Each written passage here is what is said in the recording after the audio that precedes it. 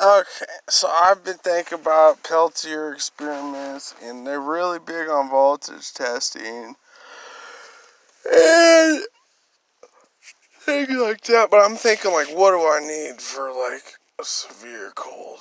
And this technology could be dangerous because we don't need freaking Antarctica turning into Dubai or something. And I think the main reason of that is because we run out of oxygen on Earth every season. So, like, there has to be some form of population control because there's literally not going to be enough oxygen for all the extra people we supposedly believe can live on Earth. Now that we have technology, we can live there.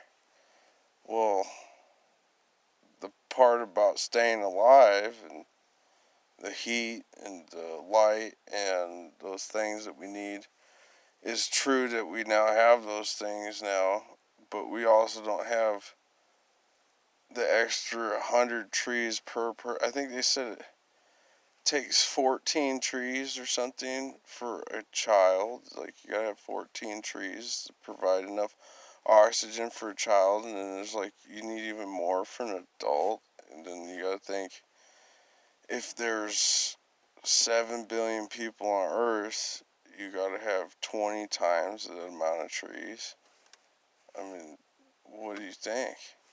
It's like, you gotta have that much oxygen producing foliage to keep us alive. It's like, just like, was it that natural selection with how sharks swim and they got like a fish that cleans their skin or something, keeps them healthy. It's how like people and trees are. Like, we can't live one without the other. They need our carbon dioxide and we need their oxygen. It's the same thing as the Peltier effect with heat and cold, except this is with gas versus gas. There's the same kind of effect going on there. It's a trade, and it helps create laws of physics. So I'm over here, and I want to survive in the cold. What's my idea? Well, why not do a Peltier stove? Uh, just do a quick little, tin stove that can run on low heat, but is creating enough heat inside a flue, which is a little area where the heat isn't a rise, but it has a little bit of a Faraday box at the top, and put a Peltier fan with the heat sinks, and the heat sinks rise high so that the cool is there, and then the heat is on the bottom, so there's that flow of electricity going through the Peltier thing. So this is turning the fan inside the flue while the heat continues to rise, even though it's a little bit colder on the top. And you could maybe even bring the sinks out of the flue a little bit. Maybe make like a or a mesh sink. I don't know. I haven't tested it yet. But it'd be awesome because you can put a handful of chips to make a very conscious uh, amount of heat and use all that for the energy you want to blow out of that flue into the little igloo environment that you have. So your igloo is the Faraday cage, and in that Faraday cage, cold is on the outside, cold is the static that you don't want on the inside, and heat is what we do want, but heat can escape, and we don't want the heat to escape into the cold. So the Faraday cage keeps static that's on the inside, and static on the outside. So where we're going with this is the Faraday cage isn't perfect. We couldn't do a fucking 5-inch insulated box with no breathing room. There be some kind of transfer there to keep energy flowing in motion. Okay? Like, we couldn't just cancel one or the other. The cold has to come in a little bit and the heat has to go out a little bit. But when that heat goes out a little bit, getting it to flow back in to the Faraday cage to keep, a neutralized environment where it was good from the beginning and it stays good from the beginning to the good that you need it later. So I'm over here doing this idea of this Peltier effect and doing this little camp stove that could be used in many different ways, like having like a micro RV camper thing and having that size of stove that's just supposed to heat your cup of coffee, but making this a heater stove for keeping that Faraday environment to stay alive when you're in cold, barren situations where if you have a travel pack, you can only carry so much wood with you and stuff like that. Like maybe 10 pounds of wood is keep you alive for 5 days in a certain situation. And that would be great for going the extra mile, reaching the extra summit. Having an emergency preparedness if you got stuck trying to go that little extra mile. Like having this design together. So this little Peltier stove with the flue with the Peltier fan inside of it. And there doesn't even really have to be an exhaust in that flue because there can be a gas vent that goes out from the side as long as the heat is going up into that flue. It's being captured inside that area of Faraday, and that area of Faraday is being propelled into the next area of Faraday, which is the environment that we're trying to keep at a standstill but always in motion to keep the circulation of statics that need to be there for life to exist. So I'm over here, and my name's Jonathan Paul Roy, and I'm thinking this is so many applications. Like for my micro RV, I can build a little stove, and it doesn't even have to be close. Like I can put the actual stove a couple feet away, have a pitch angled flue.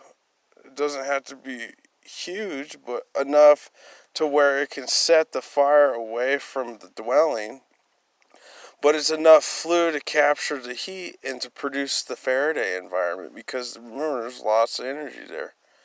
So it might take a little bit more wood, there might be a little bit more energy loss there to get it to create the heat in that pitch angle flue to get to the Peltier fan to push into the Faraday environment that you're trying to keep warm.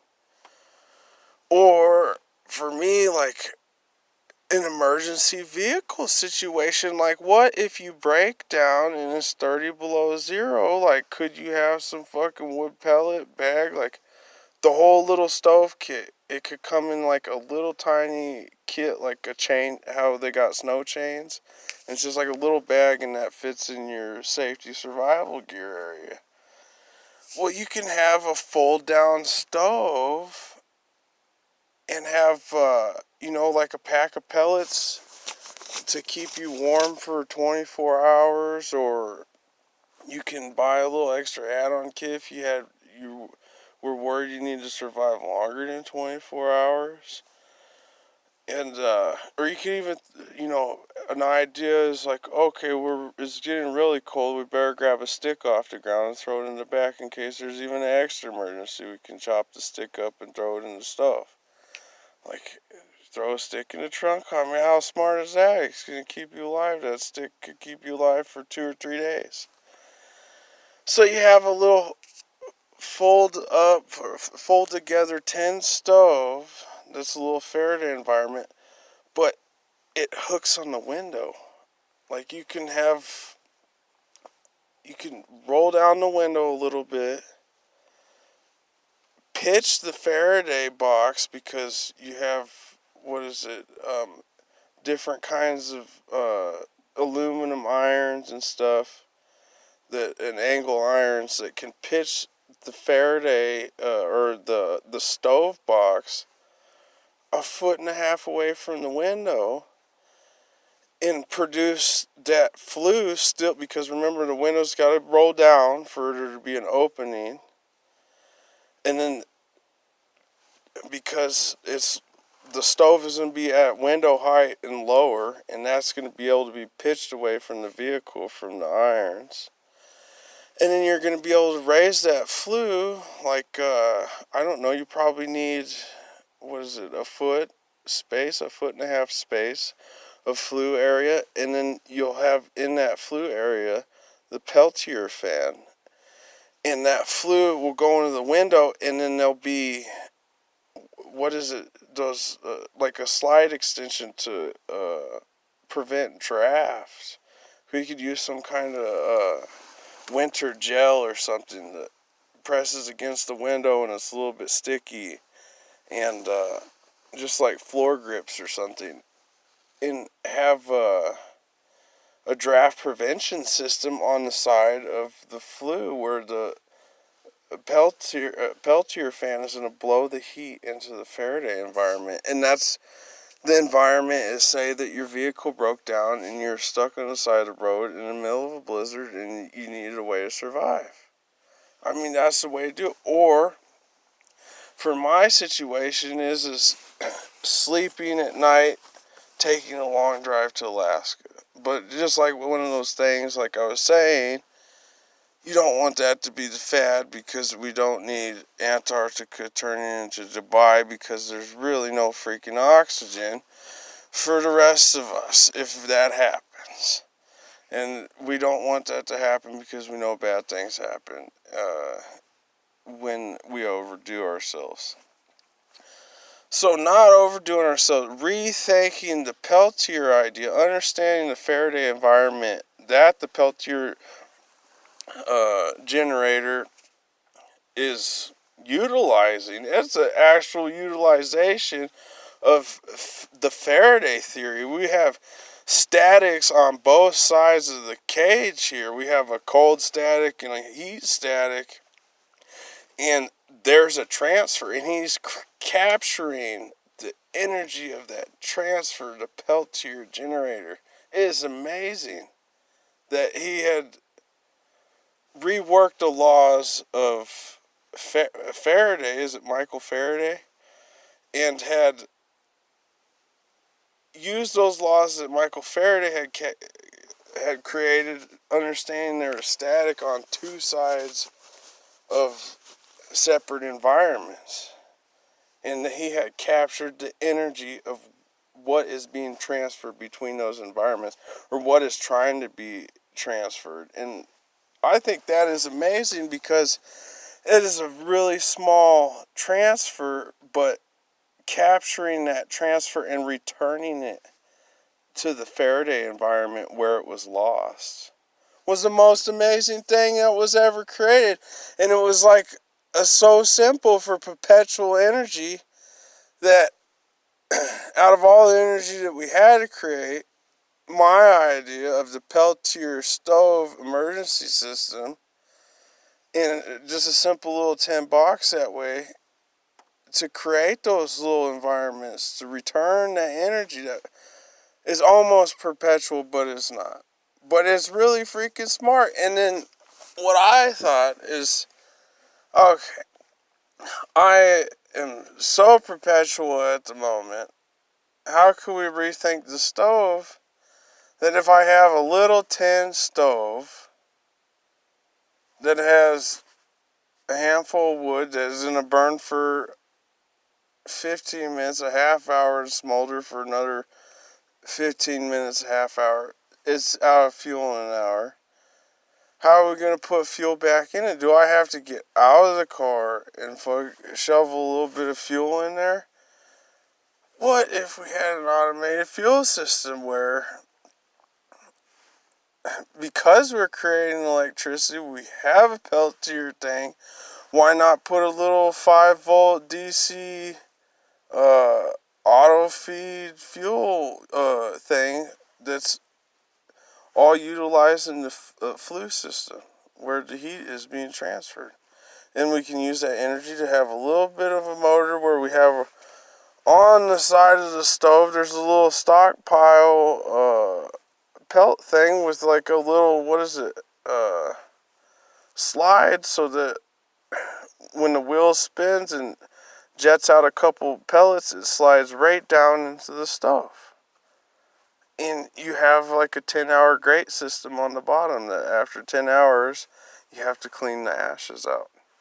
I mean, how genius is that for like micromanaging perpetual motion camp stove for emergency situations? That's my idea. My name's Jonathan Paul Roy. I'm gonna hold on to that. I think that is an award winner for copyright or invention, whatever it is. Try that out.